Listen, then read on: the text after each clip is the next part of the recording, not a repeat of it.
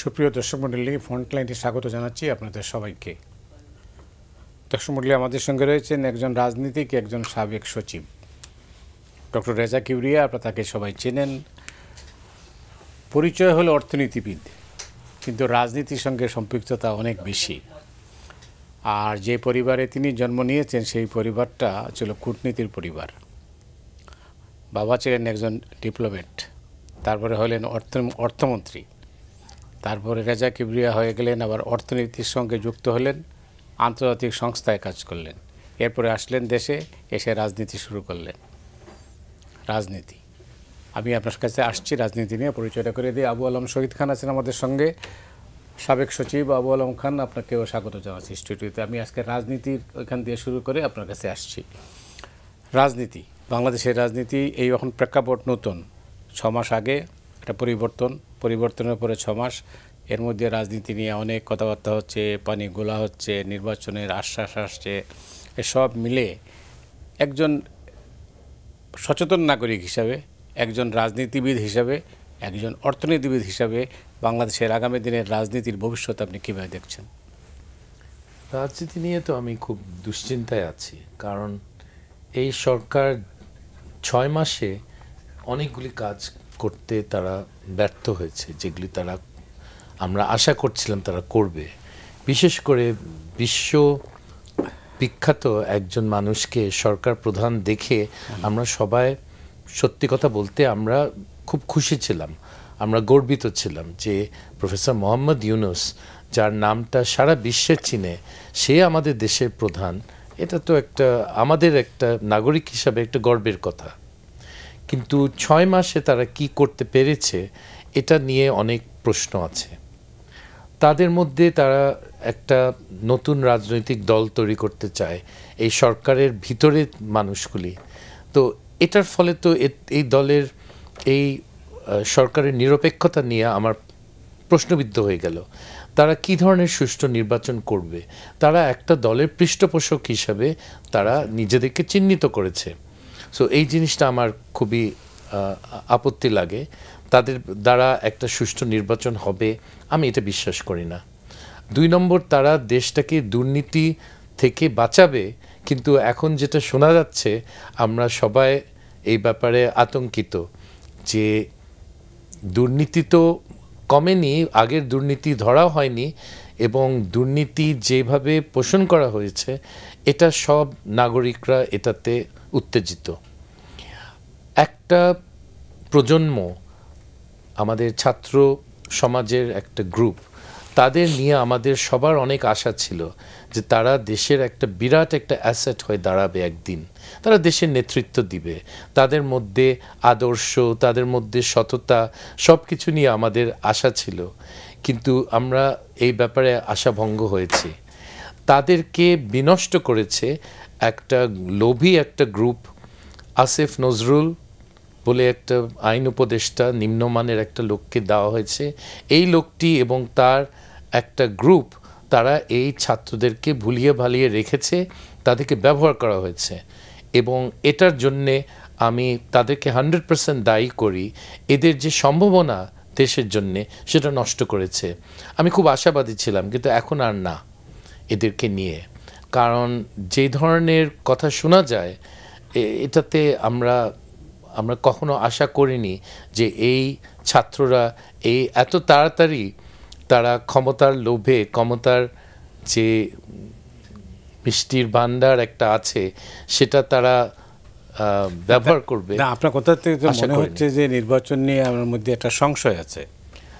আমার মনে হয় যে নির্বাচন অনেক দেরি আছে। এরা খুব সহজে নির্বাচন দেওয়ার মতো লোক না। যারা জীবনে কোনো নির্বাচন জিতে একটা আসন জেতার মতো যাদের ক্ষমতা নাই, তারা কেউ ডিপোজিট রাখতে পারবে না। আমি চ্যালেঞ্জ করছি, যারা এখন উপদেষ্টা, বেশিরভাগই তাদের মধ্যে সবাই হয়তো একটা ডিপোজিট রাখতে পারবে না। ডিপোজিট বরযাপ্ত হবে, হ্যাঁ, জামানত বরযাপ্ত। তারা তো রাজনীতির লোক না, তারা তো এই সুযোগটা পেয়ে আপনার মনে হয় খুব সহজে ছাড়বে, তারা ছাড়বে না। এবং তারা বিএনপিকে ভুলিয়ে ভালিয়ে রেখেছে, বিএনপিও খুব সন্তুষ্ট, কিন্তু আমার ধারণা যে খুব সহজে নির্বাচন হবে না, এবং নির্বাচন হলে এটা সুষ্ঠু নির্বাচন হওয়ার সম্ভাবনা আরও কম। এদের দ্বারা, কারণ তাদের একটা এজেন্ডা আছে, তাদের একটা পার্সোনাল প্রাইভেট এজেন্ডা আছে এই গ্রুপটার। কেন আশা করেন একটা সুষ্ঠু নির্বাচন?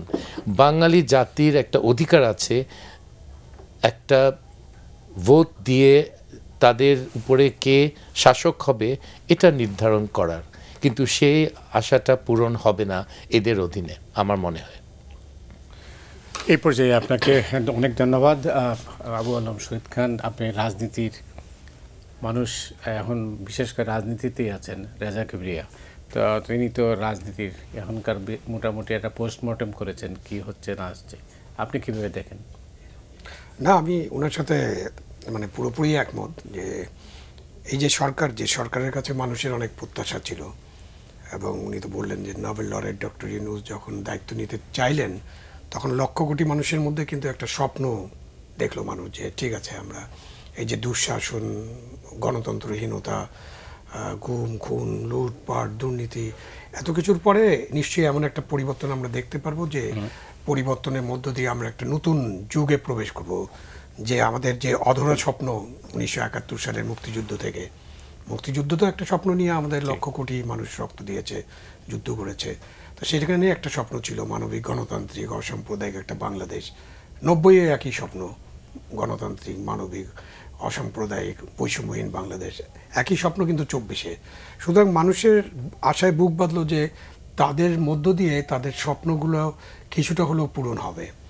যখন আমরা 6 মাস পরে আলোচনা করি তখন যদি আমরা তাকাই 3-4টা ফ্রন্টে, প্রথম ফ্রন্ট উনি আরও বিস্তারিত বলবেন। আমাদের ইকোনমিক ফ্রন্টে দেখেন মুদ্রাস্ফীতি এটা কিছুই কমে নেই, দ্রব্যমূল্য কোনোটাই কমানো যাচ্ছে না, আবার রোজার মাসে যে কী হবে সেটা আমরা এখনও জানি না। আপনার বেকারত্ব, সেখানে কোনো বড় কোনো নিয়োগ হচ্ছে না, আইন শৃঙ্খলা পরিস্থিতি খুবই মারাত্মক নাজুক অবস্থা আছে, এবং আমাদের চোখের সামনে মবক্রেসি প্রতিষ্ঠিত হয়ে যাচ্ছে, এবং মবক্রেসিকে ঠেকানোর মতো আমাদের সক্ষমতাই নাই নাকি আমরা ইচ্ছা করে মবক্রেসি ঠেকাচ্ছি না, নাকি আমরা ইচ্ছা করে মবক্রেসি জন্ম হতে দিচ্ছি। তো এইসব নানান কারণ আছে, এবং নানান কারণে তাদের কাছে মানুষের অনেক ব্যাখ্যা চাওয়ার আছে। ছাত্র গণ অভ্যুত্থানের ইউনূস সাহেবের মতো ছাত্র গণ অভ্যুত্থানের যারা নেতৃত্ব দিয়েছিলেন তাদের উপরেও কিন্তু মানুষের একটা ভরসা ছিল যে তারা এত বড় একটা স্বৈরাচার ফ্যাসিস্ট সরকারকে পলায়নে বাধ্য করেছে, এবং এই আন্দোলনটা তারা কোটা আন্দোলন দিয়ে শুরু করলো, খুব একেবারে নিরামিষ একটা আন্দোলন, সেটা একটা গণ অভ্যুত্থানে রূপান্তরিত হয়েছে। তো তাদের কাছে প্রত্যাশা ছিল যে তারা একটা ভ্যানগার্ডের মতো থাকবে, জাতির বিবেকের কাজটা করবে। কিন্তু হঠাৎ করে দেখা গেল উনি যেটা মেন করলেন যে তাদেরকে গভর্নমেন্টে নিয়ে যাওয়া হলো, কি লোভ দেখানো হলো কিনা। 3 জন এখন গভর্নমেন্টে আছেন, এবং তাদেরকে দিয়ে একটা রাজনৈতিক দল করার চেষ্টা হচ্ছে। এবং সবচেয়ে বড় জিনিস হচ্ছে ডক্টর ইউনূস ড্যাভোসে যখন পডকাস্ট করলেন ফিনান্সিয়াল টাইমসের সাথে, তখন উনি অনেক কথা বলেছেন। তার মধ্যে শেষের দিকে উনি এসে ছাত্রদের রাজনীতির কথা বললেন, এবং বললেন যে তিনি চান, তার যে আকাঙ্ক্ষা সেটা তিনি প্রকাশ করলেন, এবং ছাত্রদের তিনি উৎসাহিত করছেন এরকমটা বললেন। এখন ছাত্ররা রাজনৈতিক দল করবে, আর অন্তর্বর্তীকালীন সরকারের প্রধান তাদেরকে উৎসাহিত করবে, সেটা তো তার যে নিরপেক্ষতা, অন্তর্বর্তীকালীন সরকারের কাছে প্রত্যাশাটা কি আপনি দল নিরপেক্ষ, রাজনীতি নিরপেক্ষ হিসাবে বাংলাদেশের যে সমস্যাগুলো ছিল, যে সমস্যার কারণে গণ অভ্যুত্থান, সেই সমস্যাগুলো দূর করার চেষ্টা করবেন। সব সমস্যা ওনারা সমাধান করে ফেলতে পারবেন তো এটা তো নয়। সুতরাং তাদের এই কিছু সংস্কার করতে চান, এবং সংস্কারের দাবিটা কিন্তু জনগণের দাবি। এটা আমরা চিন্তা করছি যে জনগণ এটা চায়। কতটুকু চায়? আমাদের একটা ভালো নির্বাচন দরকার, এবং ভালো নির্বাচন, উৎসবমুখর নির্বাচন, ভয়ভীতিহীন পরিবেশে একটা নির্বাচন যেখানে জনগণ তার ইচ্ছে মতো ভোট দিতে পারবে, ভোট কেন্দ্রে যেতে পারবে, এবং ভোট কেন্দ্র থেকে ফিরে আসতে পারবে ইন ওয়ান পিস, এবং ভোট কেন্দ্রে ভোট গণনা হবে, সেখানে ফলাফল ডিক্লেয়ার করা হবে। এই ফলাফল কোনোভাবে পরিবর্তন করবে না কোনো লেভেলে, না রিটার্নিং অফিসার লেভেলে, না নির্বাচন কমিশন লেভেলে, না আপনাদের মিডিয়া লেভেলে, এটা হবে না। সেরকম একটা নির্বাচনের মধ্য দিয়ে জনগণের সরকার যদি প্রতিষ্ঠিত হয়, ইউনূস সাহেব জনগণের সরকার নয় এটা আমি বলছি না, তারও ছাত্র গণ অভ্যুত্থানের মধ্য দিয়ে এবং একটি হাইকোর্ট রেফারেন্স, সুপ্রিম কোর্ট রেফারেন্সের মধ্য দিয়ে আসছেন। সেখানে একটা লিগালি আমরা অনেক বিতর্ক করতে পারি, বাট তার একটা লিগালিটি আছে। বাট কতদিনের জন্য? নামটাই তো অন্তর্বর্তীকালীন সরকার, সুতরাং এটার তো একটা মেয়াদ থাকতে হবে, এবং ওই মেয়াদের মধ্যে উনি ওনাদের প্রথমেই বসে ঠিক করা উচিত ছিল, মানে যেটা ওনারা করেন নাই, আমি জানি না কেন করেন নাই, যে আমরা এতদিনের মধ্যে এই এই কাজগুলো করব এবং এই কাজগুলো করে আমাদের একটা নির্বাচন দেব। তারা তো এখন পর্যন্ত তাদের কারো কথাবার্তায়, এমনকি প্রধান উপদেষ্টার কথাবার্তায় আমি কোনোভাবেই বুঝতে পারছি না যে তারা একটা নির্বাচন করতে চান, নির্বাচন ভালো একটা নির্বাচন, অংশগ্রহণমূলক নির্বাচন এবং এই স্ট্যান্ডার্ডের নির্বাচন যেটা জনগণ অ্যাকসেপ্ট করতে চান, এরকমটা মনে হচ্ছে না। গতকাল পিএনপির একটা প্রতিনিধি দল দেখা করলো, তারপরে ওনারা বাইরে আসার পর তো প্রেসের সামনে নানান কিছু বলল। তো আমার রাতের বেলা একজন বিএনপি নেতার সাথে কথা হচ্ছিল, ওনারা বললেন যে ইউনুস সাহেব তো ডিসেম্বরে নির্বাচন দেবেন। তাই আমি বললাম এটা তো আপনার মহাসচিব বলেছে বা আপনার প্রতিনিধি দল বলছে, আমি তো এখন ইউনুস সাহেবের কাছ থেকে বা তার যে খুব ক্ষমতাশালী একজন প্রেস সেক্রেটারি আছেন তার মুখে তো আমি এখন পর্যন্ত নির্বাচনের ব্যাপারে একটা লাইনও শুনিনি। তো সো এটা কি, এটা ডিসেম্বরে নির্বাচন হবে, এটা এই যে ধারণাটা, এই ধারণাটাতে এখন পর্যন্ত পরিষ্কার না। ওই যে অল্প কিছু সংস্কার, সেটাই তো পরিষ্কার না। হোয়াট ইজ অল্প কিছু সংস্কার? জি, অনেক ধন্যবাদ। ইউনুস সাহেবের ভুলটা আসলে কোথায়? জি, ইউনুস সাহেবের ভুলটা কোথায় আসলে?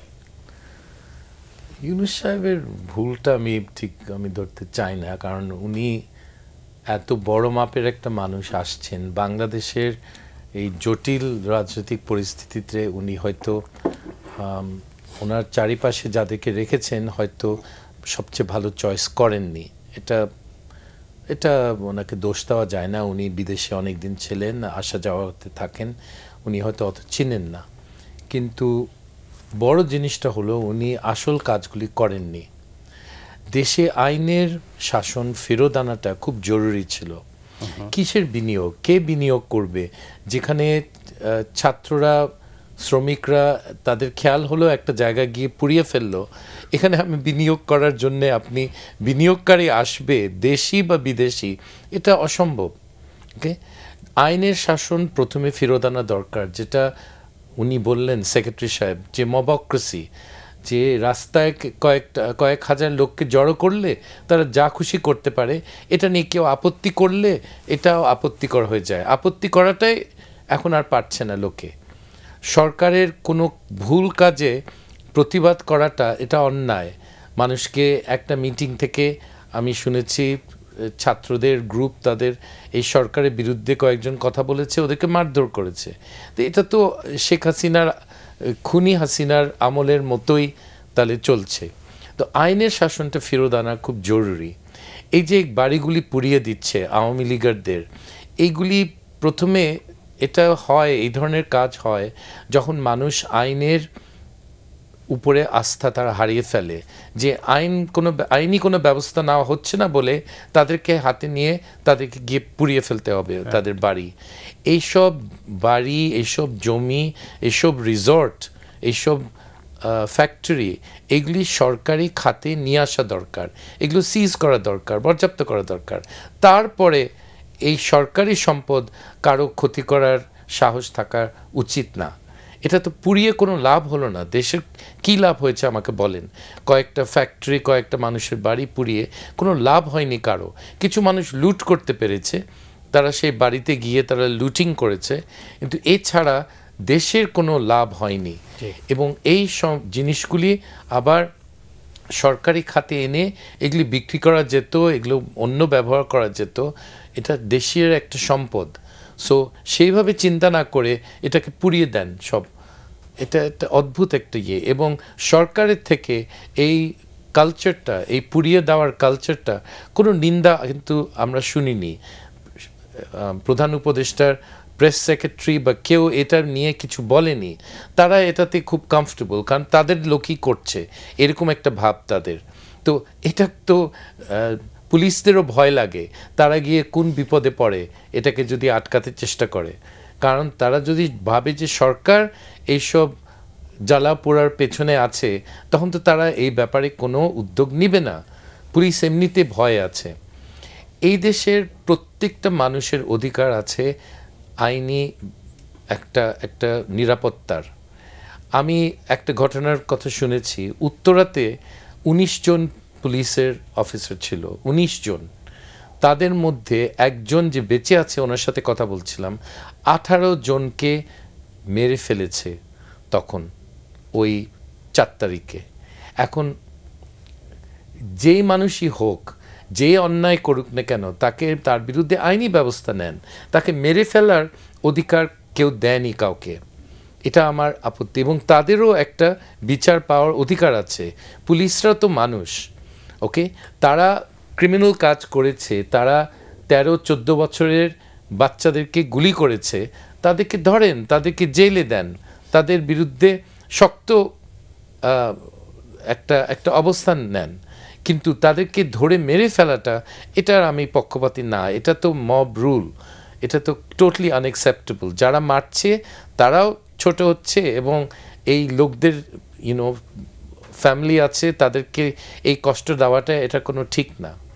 আর এই পুলিশদের এগুলো অর্ধশিক্ষিত, এগুলো প্রশিক্ষণ ঠিকমতো হয়নি। তারা, এটাও খুব দুঃখের বিষয় যে একটা পুলিশের লোক, তাকে শেখানো হয়নি যে একটা 13 বছরের একটা বাচ্চাকে তোমরা গুলি করতে পারবে না, এটা বেআইনি। এই জিনিসটা তারা জানে না মনে হয়। তাদেরকে কেউ এই প্রশিক্ষণ দেয়নি যে ইউ ক্যান ডু দিস। আগেকার দিনে ব্রিটিশ আমলে কোনো গুলি করতে হলে পুলিশের, তাদের একটা ফার্স্ট ক্লাস ম্যাজিস্ট্রেট পাশে দাঁড়িয়ে থাকতে হতো। তার ইনস্ট্রাকশনে, তার আদেশে তারা টার্গেট করতো, অমুক অমুক অমুককে গুলি করো। এইভাবে তারা করতো। এটা খুব কঠিন ব্যাপার। ফার্স্ট ক্লাস ম্যাজিস্ট্রেটদের খুব কঠিন কাজ ছিল। কিন্তু পুলিশরা নিজেদের থেকে এরকম গুলি করতে পারতো না। শেখ হাসিনার আমলে, শেখ হাসিনার আদেশে, তার আইনমন্ত্রীর আদেশে, তার ওই বেনজির এবং এই পুলিশের লোকদের আদেশে এই নিরীহ বাচ্চাদেরকে মারা হয়েছে। মানে এটা তো একটা বিরাট অন্যায়। তাদেরও বিচার করা দরকার। তা আমি বলছি যে বিচার করা দরকার। তাদেরকে এরকম পথে ঘাটে মেরে ফেলাটা, আমি এটা ঠিক, এটার পক্ষপাতী হতে পারছি না। অনেক ধন্যবাদ আপনাকে। আপনি জানেন যে জাতিসংঘের একটা রিপোর্ট আজকেই বেরিয়েছে। তো সেই রিপোর্টেও কিন্তু ঠিক ডক্টর কিবরিয়া যেটা বললেন, সেটাই কিন্তু সেই রকমই একটা ইঙ্গিত আছে। এবং 1004 জনের মধ্যে মৃত্যুর খবর তারা নিশ্চিত করেছেন। এবং সেখানে তারা বলছেন যে কীভাবে শেখ হাসিনার নির্দেশে বিচারে গুলি হয়েছে। তো এখন তো সামনে আসছে যে শেখ হাসিনার বিচার কিভাবে হবে। বিচার, তারা বলছেন যে বিচার শুরু হয়ে গেছে, এবং আইনমন্ত্রী বলছেন যে অক্টোবরের মধ্যেই বিচারের প্রক্রিয়া একটা ধাপ শেষ হবে। না, বিচার তো শুরু হতে পারে এবং শেষও হতে পারে।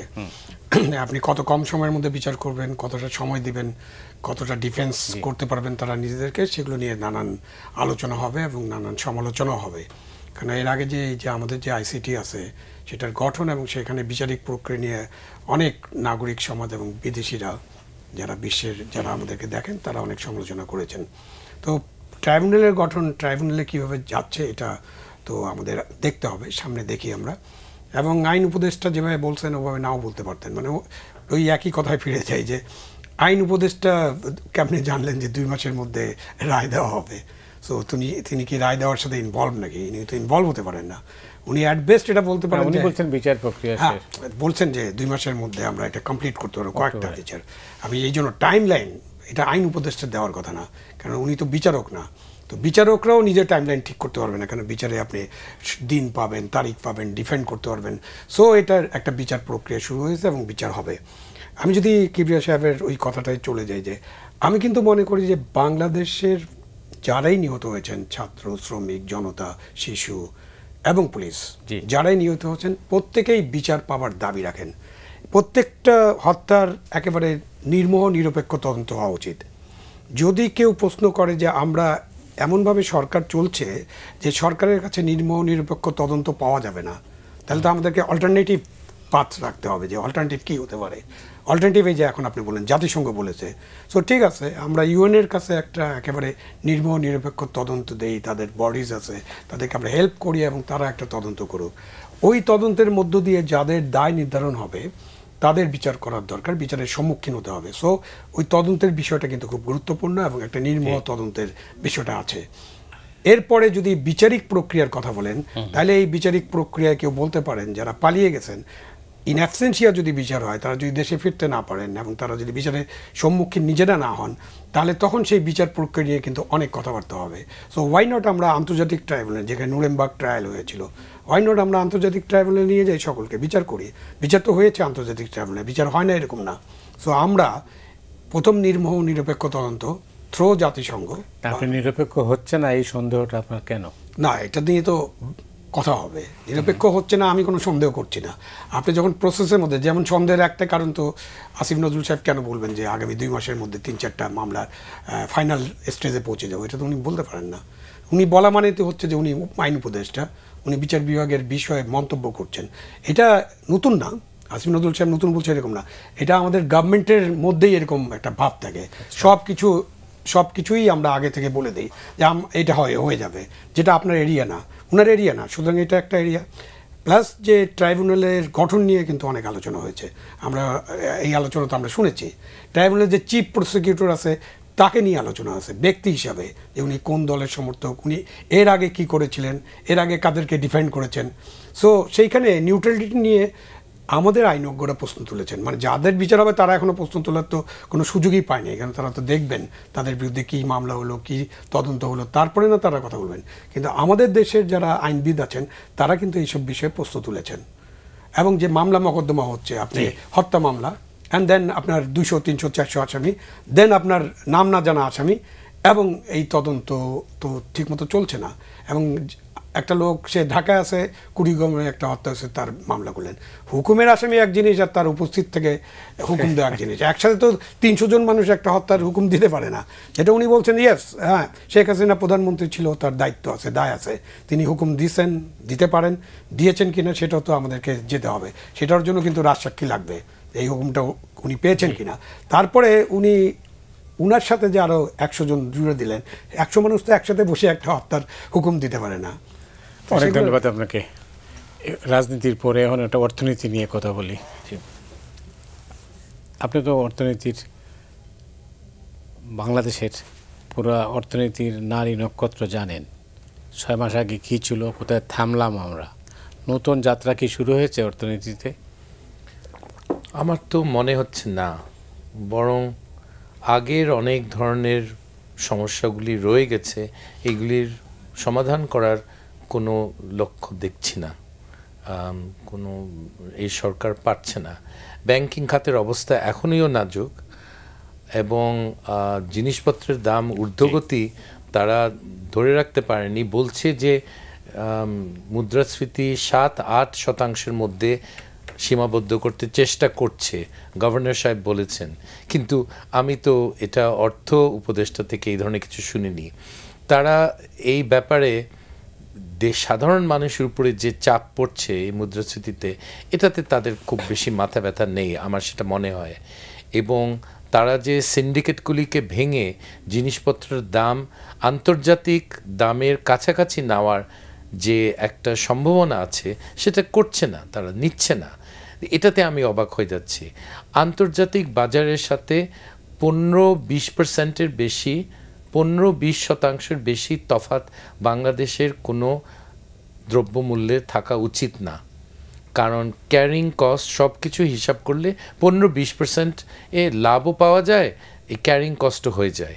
কিন্তু দেখা যায় যে বাংলাদেশ এর দাম আন্তর্জাতিক বাজারের দ্বিগুণ, এবং এটা সাধারণ মানুষের যে বিরাট একটা কষ্ট, এটা সামহাও এই সরকারের কোনো মাথা ব্যথা নাই। তারা এই ব্যাপারে কোনো স্টেটমেন্ট দেয়নি, কোনো শক্ত উদ্যোগ নেয়নি। এটা আমার কাছে খুব দুঃখজনক লাগে। ধরেন তর্কের খাতিরে যদি বলি যে আপনাকে মানে অর্থ উপদেষ্টা করা হলো, ফার্স্ট কাজটা আপনি কি করতেন? ফার্স্ট হলো যে এই গ্যাপটা বন্ধ করা, যে আমাদের কমোডিটি মার্কেটসে ইন্টারন্যাশনাল কমোডিটি মার্কেটের দামের সাথে একটা সামঞ্জস্য রাখার কিছু ব্যবস্থা নেওয়া। এখন যে সিন্ডিকেটগুলি আছে এইগুলিকে ভেঙে ফেলা এবং ফ্রি ট্রেড দেওয়া এইসব কমোডিটিসে, তখন জিনিসপত্রের দাম এমনিতে কমে যাবে। যখন 6টা কোম্পানি আমাদের ভোজ্য তেলের বাজারটা নিয়ন্ত্রণ করে এটাতে তো তারা একটা দাম ঠিক করে, এটা এখন সাধারণ মানুষ কিছু করতে পারছে না। কিন্তু যদি আরও 50 জনকে ওই লাইসেন্স দেওয়া হয় ভোজ্য তেল আনার, এই জিনিসটা ভেঙে যাবে। এটা কেন করা হচ্ছে না, কার স্বার্থে তারা সাহায্য পায়, বা তারা, আমি দুর্নীতির কথাই বলবো, যারা আছে এখন তারাও এটার লোভে তারা এই সিন্ডিকেটের সাথে কোঅপারেট করছে কিনা, এই সন্দেহটা সাধারণ মানুষের মধ্যে চলে আসে। তো অনেক কিছু করা যাবে এটাতে। প্রথম হলো জিনিসপত্রের দাম কমানো, তারপরে আমাদের স্টেট এন্টারপ্রাইজেস, আমাদের ওয়াসা, আমাদের বিদ্যুতের, এইগুলির দাম তারা বাড়াচ্ছে তো বাড়াচ্ছে, এটা কমানোর কোনো উদ্যোগ নেয়নি।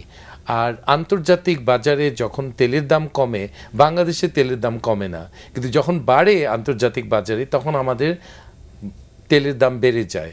সো এইসব জিনিস সাধারণ মানুষ লক্ষ্য করে এবং তাদের কষ্টের কোনো সীমা নাই, ওদের কথা চিন্তা করে কাজ করার দরকার। সো আমি এটাতে ফোকাস করব। বাংলাদেশ ব্যাংকের গভর্নর বলছেন যে যেসব টাকা পাচার হয়ে গেছে সেটা ফেরত আনতে 5 বছর সময় লাগবে। সেটাও খুব খুশির খবর যদি উনি 5 বছরে পারেন, কিন্তু সেরকম কোনো উদ্যোগ এখন পর্যন্ত তারা নেয়নি। এই ব্যাপারে যে শক্ত একটা অবস্থান নিয়ে বিভিন্ন দেশের সাথে নেগোশিয়েট করতে হবে টাকাটা ফেরত আনার, এই সরকার সেটা করছে না। তাদের এই ব্যাপারে কোনো ইন্টারেস্ট নাই। আমি তো তাদেরকে সন্দেহের চোখে দেখি। তাদের এই ব্যাপারে তারা কোনো উদ্যোগ নেয়নি কেন, এটা আমরা জনগণ থেকে আমরা জানতে চাই।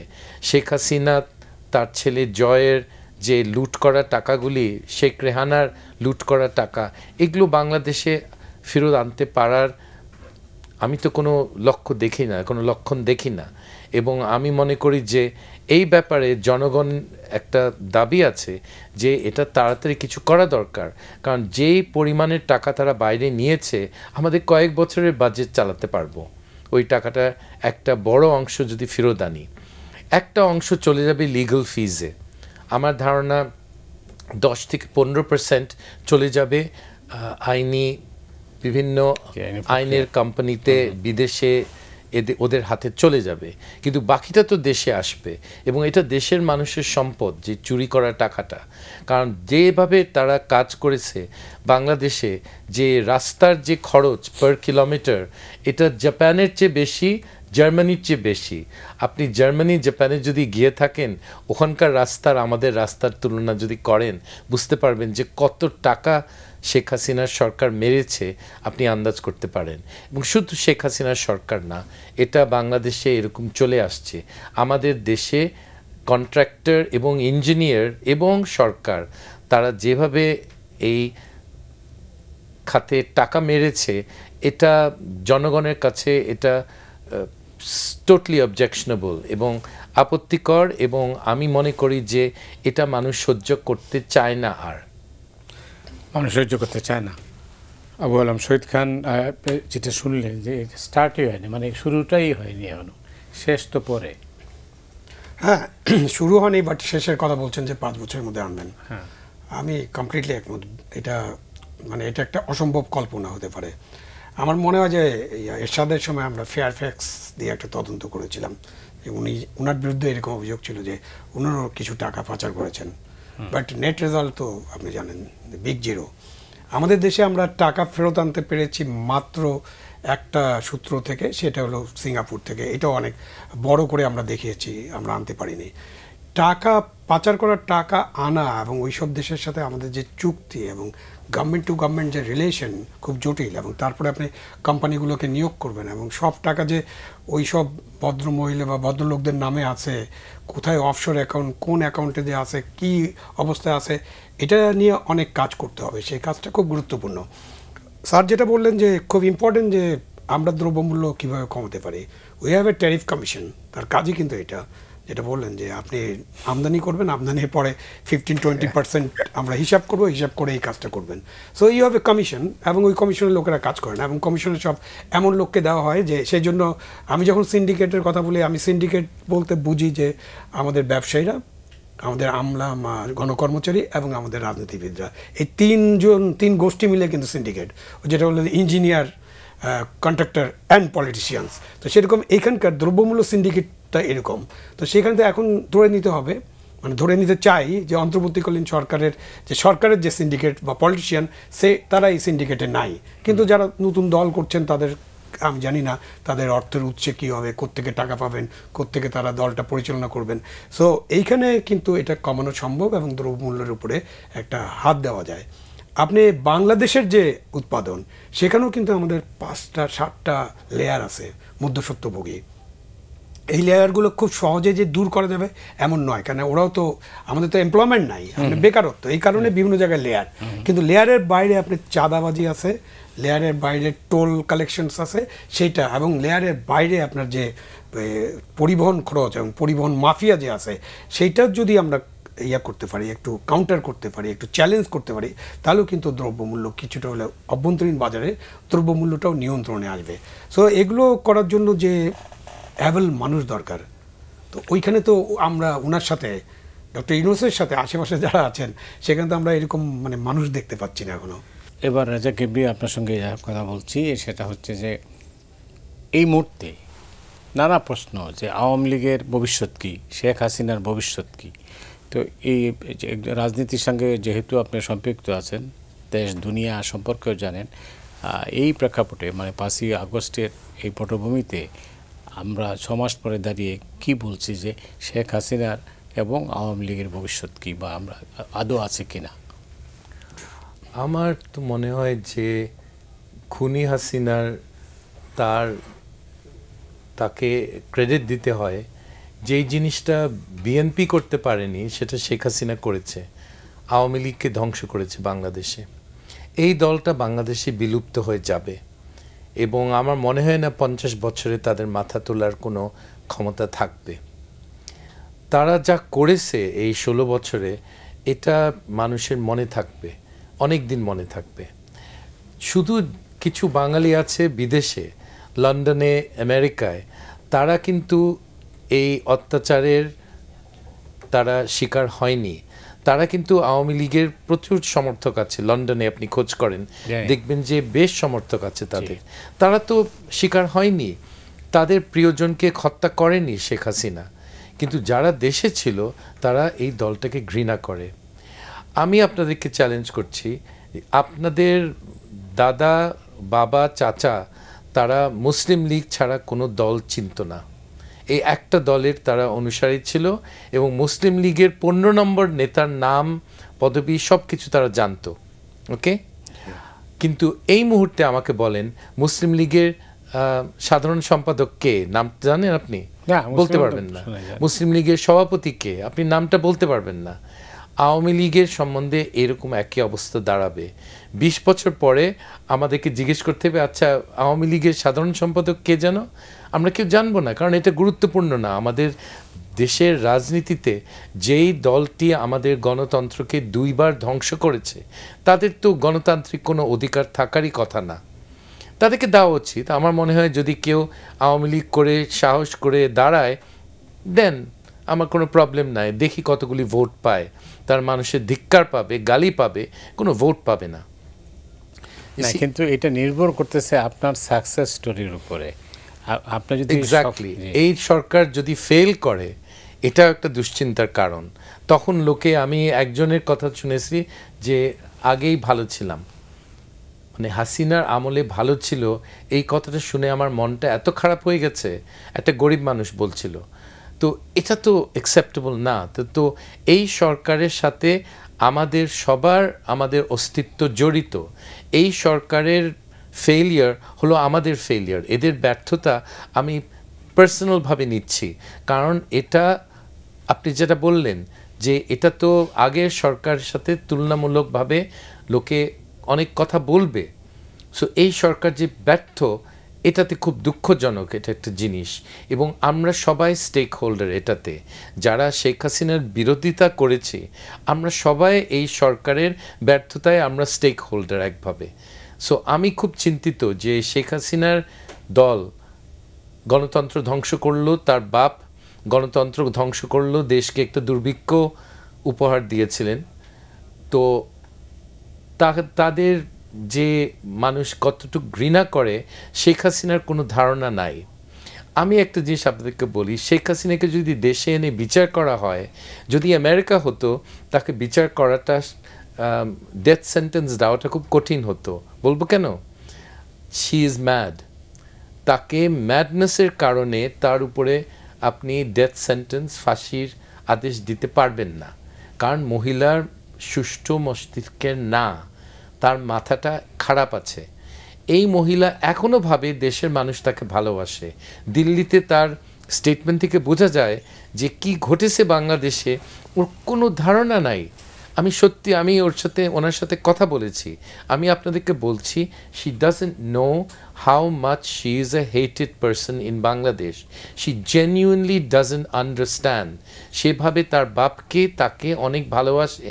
কয়েকজন ষড়যন্ত্র করে এই সরকারের পতন ঘটেছে সেটা ভাবে। সাধারণ মানুষ যে রাস্তায় নেমে গেছিল এই জিনিসটা উনি স্বীকার করেন না।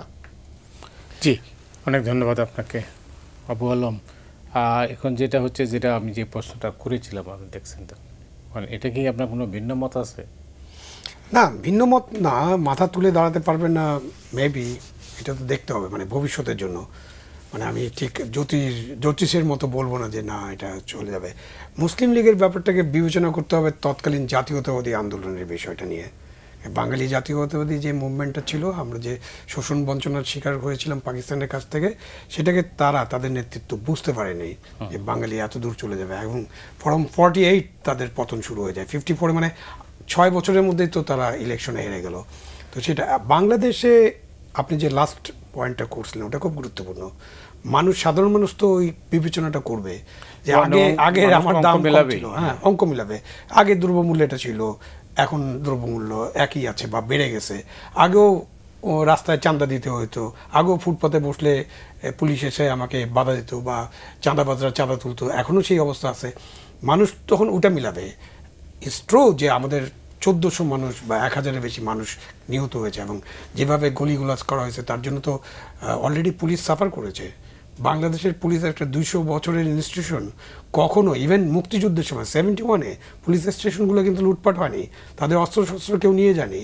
এবার তো গেছে, মানে মোর দেন 3/4 police station was looted, killed. যেটা আপনি বললেন 18 জন অফিসারের মধ্যে মাত্র একজন বেঁচে আছে। তার মানেটা কি পরিমাণ তাদের উপরে ক্ষোভ ছিল, দুঃখ ছিল, বেদনা ছিল। কিন্তু একেবারে দিনের শেষে তো বলতে হবে যে তারাও বিচার পেতে পারে। এবং সব কিছু যে আন্দোলনকারী জনতা করছে তা কিন্তু নয়। যারা লুট করেছে অস্ত্র, যেটা আন্দোলনকারী জনতা হতো, সমন্বয়কদের নিয়ন্ত্রণে থাকতো, তাহলে এই অস্ত্র তো ফেরত আসার কথা। এখনও 1/3 অস্ত্র ওনাদের হিসাবে ফেরত আসেনি। তো এই অবস্থায় আপনি যদি পজিটিভ কোনো পরিবর্তন না হয়, আবার যদি গণতন্ত্র যদি না আসে, একটা ভালো নির্বাচন যদি না হয়, মুদ্রাস্ফীতি এরকমই থাকবে, বেকারত্ব এরকমই থাকবে, সিন্ডিকেটের মতো থাকবে, দ্রব্যমূল্য কমবে না। আমার কষ্টটা মানে 2 কোটি মানুষ খুব কষ্টে আছে, একেবারে নিচের লেভেলে। বাংলাদেশের 12 কোটি মানুষ তো চ্যালেঞ্জ লাইফ লিড করে। যদি আপনি ইকোনমিক্সে চিন্তা করেন যে তারা ঠিকমতো প্রোটিন কিনতে পারে না, তারা ঠিকমতো খাদ্য কিনতে পারে না। গভর্নমেন্টের স্বীকারোক্তি অনুযায়ী তো 1 কোটি কার্ড ছিল না, একেবারে হতদরিদ্র। 1 কোটি মানুষ কার্ড মানে 4 কোটি 5 কোটি মানুষ। ওই হিসাবটা আপনি একেবারে প্লেন অ্যান্ড সিম্পল অ্যারিথমেটিক, আমি একেবারে স্ট্যাটিস্টিক্সে যেতে চাই না। দেশের 10-12 কোটি মানুষ বিশাল চ্যালেঞ্জের মধ্যে ছিল, এখনও সেই চ্যালেঞ্জ আছে। এটা যদি কন্টিনিউ করে তাহলে তো তখন মানুষ যে বলবে, একজন গরিব মানুষ বলেছে, এখন আমরা যদি আরও গরিব মানুষের সাথে কথা বলি তাহলে তো বুঝতে পারবো। এবং সরকারের কেউ তো এই কথাগুলো বলছে না মনে হয় কারোর সাথে। সরকারের যে যারা এই সব কাজের দায়িত্বে আছেন তারা তো তাদের কাজগুলো ঠিকমতো করছেন না। সংস্কার, মুরগি আগে না ডিম আগে, সংস্কার, তারপরে নির্বাচন সংস্কার, এটা নিয়ে অনেক আলোচনা। কিন্তু মানুষের যে মেইন প্রবলেম, আইন শৃঙ্খলা, মবক্রেসি, দ্রব্যমূল্য, বেকারত্ব, ইনফ্লেশন, এগুলো নিয়ে কোনো কথাবার্তা নেই। এবং দেশের মধ্যে বিভিন্ন ধরনের রাজনৈতিক কথা বলছি সংস্কার নিয়ে। সংস্কার জরুরি, অবশ্যই সংস্কার জরুরি, বাট কতটুকু সংস্কার জরুরি আপনার নির্বাচনের জন্য? সব সংস্কার তো করতে পারবেন না। সংস্কার এখন যারা আছে তাদের দ্বারা আমি কোনো সংস্কারের উপরে আমি আস্থা রাখতে পারছি না। কেন? এত বেশি নিম্নমানের লোক, এগুলো এদের দ্বারা কোনো মানে কোয়ালিটেটিভ চেঞ্জ বাংলাদেশে আসবে এদের দ্বারা, এটা আশা করা উচিত না। এটা খুব নিম্নমানের লোক, এদের দ্বারা কোনো সংস্কার কোনো গ্রহণযোগ্য সংস্কার হবে না, এবং বড় ধরনের সংস্কার করাটা একটা গণতান্ত্রিক একটা নির্বাচনের পরে সেই সংস্কার করা সম্ভব। সেটা আসবে কিনা আমার সন্দেহ। আপনাদেরকে বলি, মেইন প্রবলেম হলো যে যখন একটা সংসদ থাকে বাংলাদেশে, তখন সাংসদদের নিজেদের ক্ষমতা খর্ব করার কোনো কারণ থাকে না। সো সংস্কারগুলি করতে হবে নির্বাচনের আগে, কিছু সংস্কার যেগুলি একটা এমপির পক্ষে সেই সংস্কার করা সম্ভব না। তার নিজের অধিকার, তার নিজের ক্ষমতা সে কমাবে, এটা কোনো দিন সে করবে না। ওকে, এই জিনিসটা মেনে নিতে হবে পার্লামেন্টারি ডেমোক্রেসিতে। তো বড় বড় ধরনের সংস্কার দরকার, সেগুলো কিভাবে করা উচিত সেটা নিয়ে অনেক তর্ক বিতর্ক আছে। আমি মনে করি আমেরিকার মতো একটা কনস্টিটিউয়েন্ট অ্যাসেম্বলি করা দরকার, নতুন একটা সংবিধান তৈরি করা উচিত। এই সংবিধানটাকে এটা শেখ মুজিবের জন্য লেখা একটা সংবিধান, এটা তাকে মাথায় রেখে একটা সংবিধান, একটা অটোক্রেসির সংবিধান তৈরি করা হয়েছিল। এই সংবিধানকে মেনে নেওয়ার কোনো কারণ নেই। আমাদের নতুন একটা সংবিধানের দিকে যাওয়া উচিত। বড় বড় ধরনের কয়েকটা চেঞ্জ দরকার। আমি 2-3টে উদাহরণ দিই, এগুলো আলোচ্য বিষয়, আমি নিজে এটা বলবো না যে এইভাবে করতে হবে। একটা হলো যে আমরা প্রেসিডেন্সিয়াল সিস্টেমে চলে যেতে পারি, যেখানে ফ্রান্সের মতো প্রেসিডেন্টের ধরেন 80% ক্ষমতা থাকবে, প্রাইম মিনিস্টার 20% ক্ষমতা, একটা ব্যালেন্স থাকবে। আর আমাদের বাইক্যামেরাল একটা সিস্টেম, যেখানে একটা সেনেট থাকবে, হাউস অফ রিপ্রেজেন্টেটিভস থাকবে, এটাও করা যায়। আর তৃতীয়, আমাদের প্রভিন্সিয়াল সিস্টেমে যাওয়া উচিত। এখন উইনার টেকস অল, যে ঢাকা জিতে যায় যে দল, সে একেবারে দেশের দখলে থাকে। কিন্তু আমরা চাই যে যদি 8টা প্রদেশ থাকে, তাহলে বিভিন্ন পার্টি সেই প্রদেশের প্রধান হবে, বিভিন্ন পার্টির লোকরা। এখন তো 4টার প্রস্তাব করা হয়েছে, এটা একটু ব্যালেন্স থাকবে। জি, আমি জাস্ট আমার নিজের কয়েকটা প্রপোজাল দিচ্ছি, কিন্তু এইগুলি বিবেচনায় আছে কিনা আমি জানি না, আমার মনে হয় নাই। কারণ আমি যেগুলি দেখেছি, এই প্রস্তাবগুলি যেগুলো তারা সংবিধানের যে বদলাবার জন্য যে গ্রুপটা গঠন করেছে, তাদের প্রস্তাবে আমি সন্তুষ্ট হতে পারছি না। আমি মনে করি না জনগণের উপকার হবে এই প্রস্তাবে। যারা আছে ওই কমিটিতে, তাদের সম্বন্ধে আমার সন্দেহ, এবং তাদের কমিটমেন্ট এই দেশের প্রতি, এটাও আমার সন্দেহ। আই এম সরি, যারা এই দেশের প্রতি কোনো কমিটমেন্ট নাই, তাদের হাতে এই সংবিধানের পরিবর্তনের দায়িত্ব দেওয়াটা, এটা একটা জোক। না, এটা তাইলে তো মানে কোনো ইতিবাচক দিকই আপনি দেখতে পাচ্ছেন না? না, দেখতে পাচ্ছি না। আপনার এই ধারণাটা হচ্ছে কেন? আমার হচ্ছে এই 6 মাসের যা ঘটেছে সেটার থেকে আমি বোধহয় বেশি আশা করছিলাম। প্রফেসর ইউনূসের মতো মানুষ সরকার প্রধান হলে আমি আশা করছিলাম যে আইনের শাসন ফেরত আসবে। উনি আইনটাকে একেবারে শক্তভাবে এটা মানে ইনফোর্স করার জন্যে উনি পদক্ষেপ নেবেন, সেটা নেননি। উনি কিছু মানুষ সুবিধা পেয়েছে, কিছু মানুষ পায়নি। ওকে, তারপরে উনি যে সবাইকে আইনের নিরাপত্তা দেওয়া, এটা একটা পুলিশদেরও একটা অধিকার আছে তাদের বিচার পাওয়া। যেগুলি মারা গেছে, একজন মহিলা নাকি মারা গেছে, সে তার পেটে বাচ্চা ছিল তখন, তাকে খুন করা হয়েছে, তার বিচার পাওয়া উচিত না? এটা তো একটা সভ্য দেশে আমরা এই জিনিসটা মেনে নিতে পারি না যে একটা মব তাকে মেরে ফেললো আর আমরা মেনে নিলাম যে এটা বিপ্লবে হয়। বিপ্লবে অনেক কিছু ঘটে, এটা আমি অস্বীকার করছি না, কিন্তু আইনের শাসনটা ফেরত আনার জন্যে আরও কিছু শক্ত পদক্ষেপ নেওয়ার উচিত ছিল এই সরকারের, সেগুলো আমরা দেখছি না। জি, অনেক ধন্যবাদ। এই প্রসঙ্গে কিছু বলা আছে? না, মোটামুটি তো বলা হয়েছে। আসলে এই সরকার যে 6 মাসের যে পারফরমেন্স, সেই পারফরমেন্সের কারণে সরকার কিছু করতে পারবে, একটা অবাধ সুষ্ঠু নির্বাচন যে অর্গানাইজ করতে পারবে, এটাও তো মনে হয় না। এবং তাদের মনে কি আছে এটা তো আমরা জানতে পারছি না। ওরা তো খোলাসা করে কিছুই বলেন না। কিন্তু এটা তো ঠিক যে 15.5 বছর বা 15 বছরের শাসনকালে শেখ হাসিনার, এরপরে যে দেশের পরিস্থিতিটা, এটা তো হঠাৎ করে ওভারনাইট তো চেঞ্জ হবে না। না, ওভারনাইট কিছু চেঞ্জ তো আমরা চাই না। মনে করেন আপনি 8 তারিখে যখন আপনি শপথ নিলেন, তারপরেই তো আপনি আপনার সেনাবাহিনী তো তখন মাঠে ছিল, এবং সেনাবাহিনীকে আপনি এখনও মাঠে রাখছেন। এই যে পুলিশের যে অবস্থা, সেই দুরবস্থার কারণে সেনাবাহিনীর সাহায্যে পুলিশকে ঠিকমতো অর্গানাইজ করে তাদের যে নেতৃত্ব দেওয়া, তাদেরকে সুরক্ষা দেওয়া এবং তাদের মধ্য দিয়ে যে আইন শৃঙ্খলা পরিস্থিতিটা নিয়ন্ত্রণে আনা, এই কাজটা কিন্তু তারা এখন পর্যন্ত করতে পারেননি। নেতৃত্ব নাই। একজন ছিলেন, তিনি কিছুটা দেখালেন যে তিনি নেতৃত্ব দেওয়ার চেষ্টা করছেন, কি একটা কথা বললেন 7.62, এটা নিয়ে কী হলো, তারপর তাকে বাদ দিয়ে আরেকজনকে দেওয়া হলো। আপনি যদি এইখানকার আমাদের উপদেষ্টাদের প্রত্যেকের বডি ল্যাঙ্গুয়েজ দেখেন, তাদের কথাবার্তা দেখেন, তাহলে তো রেজা কিবরিয়ার সাথে একমত হওয়া ছাড়া তার কোনো উপায় নেই। কারণ তাদের বডি ল্যাঙ্গুয়েজে বলে যে তারা এই কাজটা করার জন্য উপযুক্ত না, বা তারা কাজটা বুঝেন না। একজন আছেন, উনি বলেন যে আমার কাছে তো সমন্বয়করা যা আনে আমি সাইন করে দেই। এই যে বিভিন্ন বিশ্ববিদ্যালয়ে যে ভিসি পদগুলো দখল হয়ে গেল, বা এই যে চারিদিকে যে চাঁদাবাজি চলতেছে, বাজারহাট দখল হয়ে যাচ্ছে, মানুষের নিরাপত্তা নাই, একেবারে কিশোর গ্যাংয়ের জন্য মানুষ ঘুমাতে পারে না রাতের বেলা, এগুলো তো চোখের সামনে ঘটছে এবং দিনের বেলা এখন ঘটতে শুরু করছে। তো এগুলো কি আমরা নিয়ন্ত্রণ করতে পারবো না? আমাদের কি সেই সক্ষমতা নাই? নিশ্চয়ই সক্ষমতা আছে। কোথায় দুর্বলতা? দুর্বলতা হচ্ছে এদেরকে সুরক্ষা দেওয়া এবং এদেরকে নেতৃত্ব দেওয়া এবং এদেরকে দিয়ে কাজটা করানো, সেইটা তো করতে পারছেন না। তো সেটা না করতে পারলে আপনি কি, আপনি বরঞ্চ নির্বাচন সংস্কার এটা নিয়ে আলাপ আলোচনা, আবার আলোচনা, এবং উনি যেটা বললেন যে শত শত সুপারিশ, এখন ফান্ডামেন্টাল সুপারিশ কী হতে পারে? ধরেন উনি এর কথা বললেন সংবিধান। তো সংবিধান আপনি কনস্টিটিউশন অ্যাসেম্বলি করবেন না কি করবেন সেটা পরে। সংবিধানের একটা শব্দ পরিবর্তন করতে হলে আপনার পার্লামেন্ট লাগবে। পার্লামেন্ট ছাড়া আপনি এই মুহূর্তে করতে পারছেন না। আপনি ধরেন প্রশাসনিক সংস্কার করবেন, প্রশাসনিক কি করবেন? এটা দেখলাম কাগজে, কোন পত্রিকায় লিখেছে যে গণভোটের মাধ্যমে সম্ভব। গণভোট নাই তো আমাদের দেশে। তো গণভোট করতে হলে তো পার্লামেন্টে যাইতে হবে। এবং আমাদের গণভোট কিন্তু আমরা করছি, আপনিও সাক্ষী, উনিও সাক্ষী আছেন, আমিও দেখেছি গণভোট কীরকম হয়, কারা ভোট দেয়, কিভাবে ঢোল তবলা বাজানো হয়। এটা তো ওইগুলো অতীতের ব্যাপার। এখন আপনি যেটা করবেন সেটাই যে ভালো হবে তার তো কোনো প্রমাণও আমার সামনে নাই। আমি তো অতীত থেকেই জিনিসটা জানার চেষ্টা করবো যে গণভোট is a first in Bangladesh, এটা কখনোই ভালো হয়নি। তা আপনি গণভোট করতে চাইলে করতে পারেন। এখন আপনি ওই যে প্রশাসনিক সংস্কার কমিটি অনেক রিপোর্ট দিয়েছে।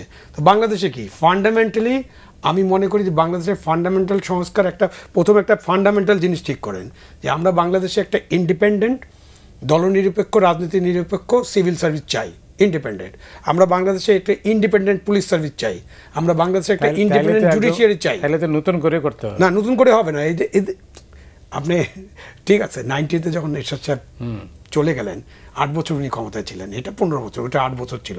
তখন তো এরশাদ সাহেবই অনেকগুলো নিয়োগ দিয়েছেন, অনেকের পদোন্নতি হয়েছে, অনেকের সেক্রেটারি হয়েছে এরশাদ সাহেবের অধীনে না। তারপরে একটা নির্বাচন হয়েছে 91-এ তত্ত্বাবধায়ক সরকারের অধীনে। তখন কি আমরা তখন 8 লক্ষ কর্মচারী ছিল, আমরা সবাইকে বাড়ি পাঠিয়ে দিয়েছিলাম? পাঠিয়ে তো 71-এ যখন যুদ্ধ শেষ করলেন তখন ওই পুলিশ স্টেশনে খালি ফ্ল্যাগটা চেঞ্জ হয়েছে, ওসি পর্যন্ত চেঞ্জ হয় নাই। কিন্তু আপনার কাছে ক্ষমতা ছিল, আপনার কাছে ট্রেন্ড 1 লক্ষ মুক্তিযোদ্ধা ছিল, যাদের আপনি ট্রেনিং দিয়েছেন, যারা যুদ্ধ করেছে, যারা সমস্ত পুলিশ স্টেশনের দায়িত্বটা নিতে পারতো, করেননি আপনি। এরপরে 96-এ নির্বাচন হয়েছে, একটা নির্বাচন ছিল 15ই ফেব্রুয়ারি, তারপরে 12 জুন নির্বাচিত হয়েছে। কি আমরা কি অনেক চেঞ্জ করে ফেলছিলাম? নো, আমরা শুধুমাত্র মেসেজ দিয়েছিলাম যে আপনাকে আপনার কাজটা ঠিকমতো করতে হবে, যে কাজ করবে না তাকে ফায়ার করা হবে অথবা তাকে পানিশ করা হবে। আপনি এখনও তাই করতে হবে। আপনি কি ইচ্ছে করলে দেশের যে 18 লক্ষ সরকারি কর্মচারী আছে সবারই বদলে দেবেন? সব প্রাইমারি স্কুলের টিচার বাদ দিয়ে দেবেন, তারাই তো পোলিং এজেন্ট থাকে। সব হাই স্কুলের টিচার, কলেজ টিচার বাদ দিয়ে দেবেন, আপনি সব ব্যাংক কর্মচারী বাদ দিয়ে দেবেন। কারা কারা থাকে? 12 থেকে 14 লক্ষ কর্মচারীর মধ্যে রিটার্নিং অফিসার একজন ডেপুটি কমিশনার, আর ওখানে অ্যাসিস্ট্যান্ট রিটার্নিং অফিসার একজন ইওনো। এই যে পুলিশের ওসি এবং সাধারণ পুলিশ থাকে, আনসার থাকে, সবাইকে আপনি বাদ দিয়ে দিবেন। কাউকে বাদ দেওয়ার দরকার হবে না। আপনি নির্বাচন করতে চান, ভালো নির্বাচন, আপনি শুধু মেসেজ দিতে হবে, মেসেজ ক্লিয়ার করতে হবে, নেতৃত্ব দিতে হবে। অনেক ধন্যবাদ আপনাকে। শেষ কথা কি? 1 মিনিট আছে সময়।